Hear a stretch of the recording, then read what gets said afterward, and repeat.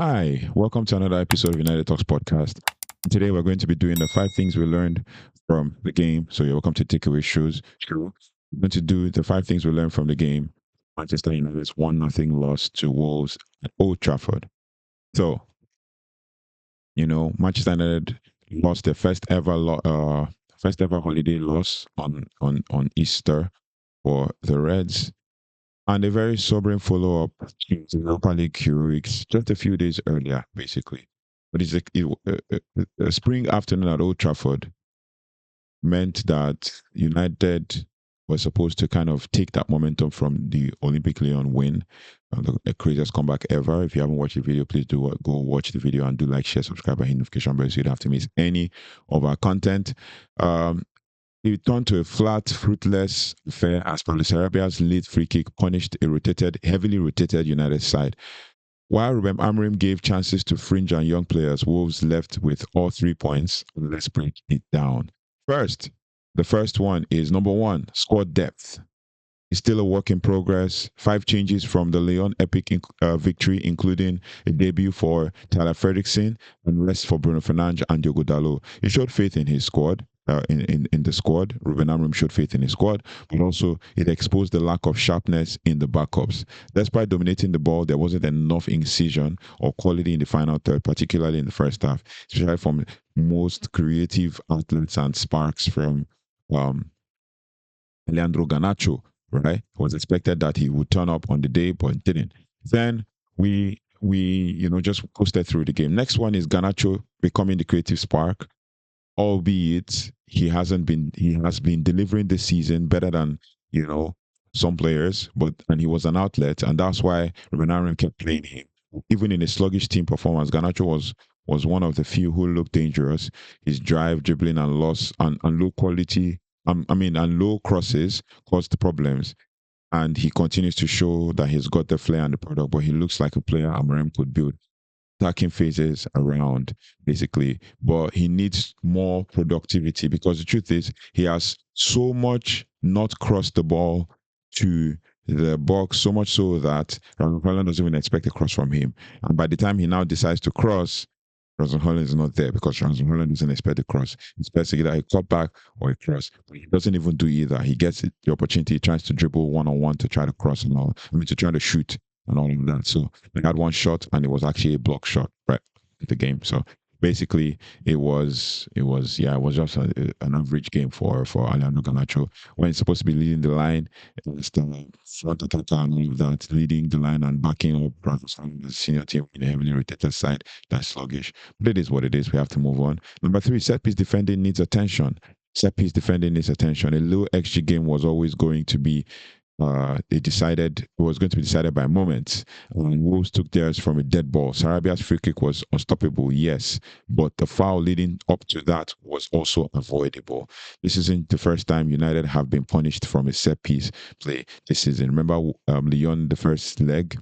Same thing. Remember the second leg as well, Lyon at Old Trafford? Same thing. Set pieces seem to be catching us off guard. But it is what it is. We have to work on that. We shouldn't even be conceding set pieces near the 18-yard box. But I remember it was young Tyler Fredrickson who actually got muscled on the ball, trying to miscue the ball or something, and then he got bulldozed past, and then Ericsson fouled the player in front of the 18-yard box, which led to Sarabia scoring a left-footed banger, and that Jonana couldn't save. So it is what it is. Next one is Hojlund needs service. That's pretty much what it is. Hojlund needs service. Number 4, a bit of luck too as well. Hojlund worked hard, fought for space, and even created half chances out of nothing, but his runs weren't matched with delivery.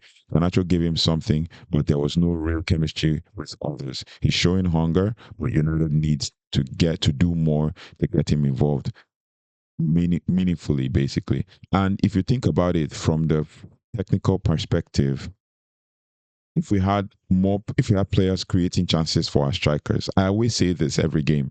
If we have players creating chances for our strikers, I'm pretty sure Rasmus will get as many goals as needed for him to thrive in this team. It's not happening. It is not happening. And if you drop Bruno back into mid to control things, it still boils down to the same thing because we need the two tens to create. And we miss Ahmad. That's pretty much what it looks like. Right. And then number five, Bruno Fernandes' influence is irreplaceable. The 60th minute mark, triple sub brought in Bruno. And immediately United look more coherent. Right. And that's the key thing. So we need another Bruno, or we need two more Brunos in this team.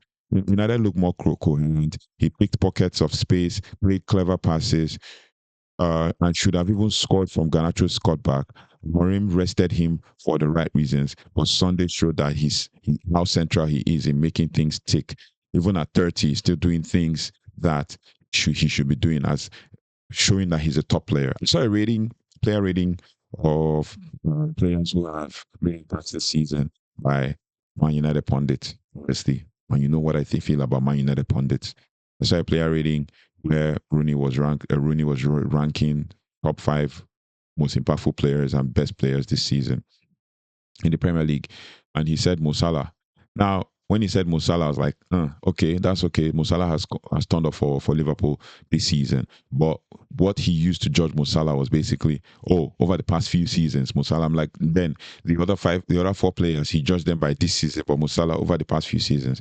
It's not arguable that Mo Salah has not made he has made an impact. But the other four players, he listed Isak, number two, given. The other three players he mentioned, he ranked them in the wrong order, but we're not going to go into that. He listed Cole Palmer, listed Bruno Fernandes, and listed Morgan Gibbs White. Bruno Fernandes in 5, Morgan Gibbs White in 4, Cole Palmer in 3. But we're not going to go into that kind of argument now. But in truth, if you look at it, impact on the team, Bruno has the most impact. You put Bruno in any of the teams where these players are playing. If you put Bruno in Nottingham Forest, he will ball. If you put Bruno in Chelsea, he will still ball. If you put Bruno in what was the last player? I said it was Morgan Gibbs White. You put Bruno in Man United, he's balling. You even put Bruno in the Newcastle side, he will still ball. Put Bruno in Liverpool side, he will still ball. He's a baller.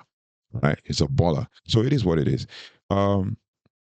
Europa League nights brought the magic, but the Premier League demands consistency, right? In the Europa League, we're doing well. The defeats, especially at home, is a reminder that while progress is happening in the Amorim, it's not yet complete. Squad rotation is necessary, but the drop-off cannot be this steep, basically. Even at some point, I think Mainoo got a penalty, but it wasn't given. When will we ever be given a genuine penalty when other people can just be blown? Like, you just need to blow breeze on a player and he goes down. Especially when it comes to Liverpool, Man City, and all, just blow breeze on the player, he goes down, then boom, penalty. If it's for United, no, it's not given. Same thing, Mainoo. Same thing that happened at one point. Rasmus Hojlund touched Rodri at some point last season and stuff. Same thing. Mainoo was already running and then he was just, touched and pulled down and he fell. That's every player who wants to win a pen will fall. But it wasn't given. But it's what it is. It could be given, could not be given, all of that. But when it comes to Man United, it's always not given. But it is what it is. We have to keep moving. Europa League nights, like I said, bring the magic. But next up is a huge test of character, and that is against a very good Bournemouth side. Let's see how Man United respond.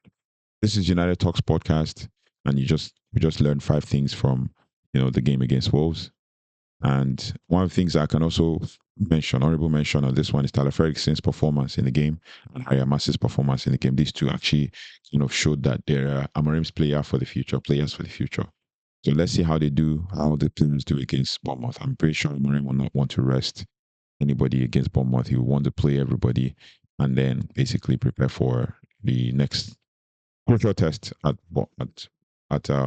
Bilbao. Now, another thing again we need to take from this is basically that this team has performed this season. I mean, this is our 15th loss in the Premier League this season, right? So it's very important that we try to build from here and increase and take the momentum again, start again, basically. Bring back our old guard to feel the squad and play for the next game. So thank you so much for liking, sharing, and subscribing. Let me know your thoughts and feelings about the game and what we probably must have missed when it came to what we learned from the game. And then we can build from there and take it to the next level. Don't forget to hit the notification bell so you don't have to miss anything as it relates to Manchester United. Thank you so much, and I'll see you on the next one. Take care. Goodbye, and God bless.